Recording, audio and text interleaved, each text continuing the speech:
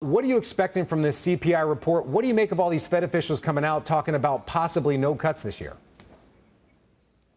Look, I think I'm broadly in the consensus, but the main message from the CPI report is whatever it does, it's still well above the 2% target, and even if it comes down slightly, it's moving very slowly. So what do I make of the chorus of voices from the Fed? I think they're seeing what we're seeing, which is they've always said they need to be convinced that inflation is coming down, and the last couple of reports cannot have increased their level of conviction. So I think they're simply reporting what the facts tell them, which is they're not yet there, even though they had a forecast in the S&P of potentially 3 cuts. The economy may not be unfolding as they expected, and consequently, they and the market should be dialing back expectations of cuts going forward.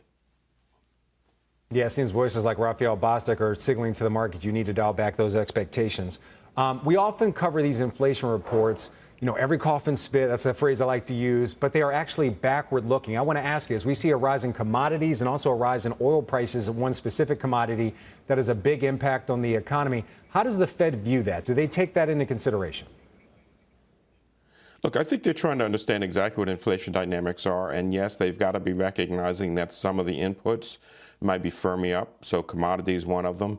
Look, also there's a question of the market signal that's coming from the Treasury market, which is suggesting higher interest rates as well, and certainly coming off of the boil, so to speak, of a good economy. So they're looking at all of these signals to both look at what happened in the past and try to figure out the future, and that's another reason why I think you're getting some signals that maybe we should not be so certain about expectations, because they're not so certain yet about inflation coming down. All right, Roger, if you don't mind, I want to try to give the market some optimism. Looking at the CME Fed Watch tool right now, a month ago, there was a 60% chance of a quarter-point cut in June. Remember, we do have another meeting before June.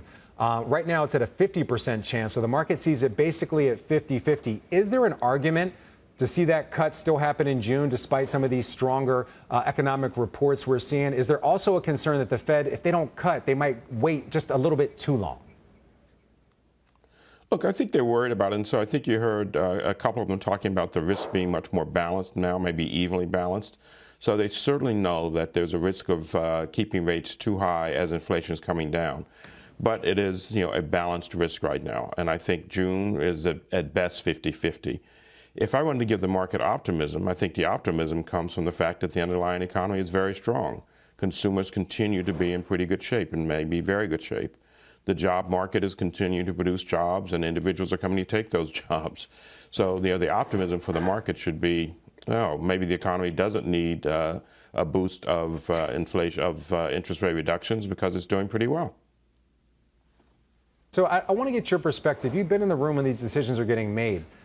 When Fed officials are talking about the possibility of no cuts,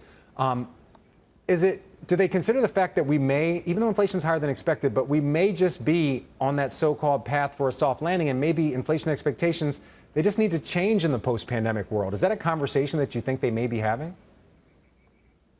Look, I think there's a longer-term conversation among the central bank community, those in the room, and economists who've been in the room, about what the longer-term so-called neutral rate is, whether or not there are a number of factors that are going to allow the economy to function well and inflation be relatively well contained, at numbers, at interest rates that are higher than we had thought originally.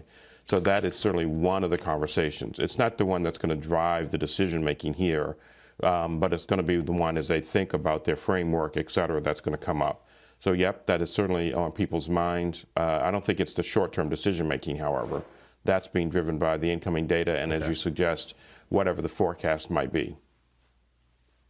So no chance they might ease off the idea of getting back to 2% inflation? I mean, one of the things that really sparked some of the inflation we saw were supply chain concerns and also continued consumer spending. Supply chain concerns have eased, but people have not stopped spending by any means. I don't think they're going to step back off of the 2% inflation target at this moment. They've reiterated it several times. And understand, if they start to signal that maybe 2% is not the target, they risk one of the things that's been helping them, which is so-called inflation expectations. Inflation expectations, by almost all measures, are reasonably well anchored, roughly around that 2% number. And that is one of the things that's really important for them. So I think stepping back from the 2% target at this stage leaves people wondering, well, what is the target? And then things become a little unanchored. So I think it's better for them to do what they're doing, reflect the data as it comes in, show some nimbleness as need be, but don't change the target, halfway through the game, so to speak. Okay. That would be, I think, inappropriate. Yeah.